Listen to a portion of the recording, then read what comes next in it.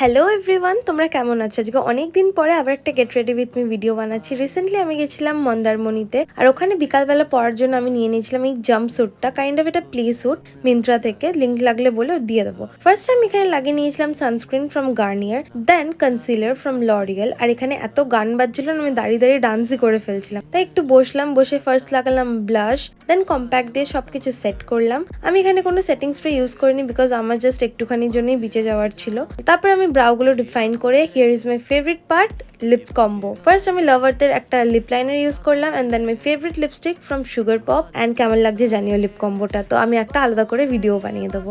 লাস্টে আমি লাগাচ্ছি আইলাইনার, আর তারপর লাগিয়ে নেবো মাস্কারা। আর এই দিনকে কি হয়েছিল, ভুল করে আমি দুটো চোখে দু রকমের আইশ্যাডো লাগিয়ে নিয়েছিলাম, তাই সব মুছে দিয়েছিলাম। আর লাস্টে পরে নিলাম এই গোল্ডেন জুয়েলারি গুলো। এটা ছিল আমার ফাইনাল লুক। তোমাদের কেমন লাগলো জানিও, আর আরো এরকম গেট রেডি উইথ মি নিয়ে আসছি, তার জন্য চ্যানেলটা সাবস্ক্রাইব করো। সবকিছুর লিঙ্ক কমিউনিটি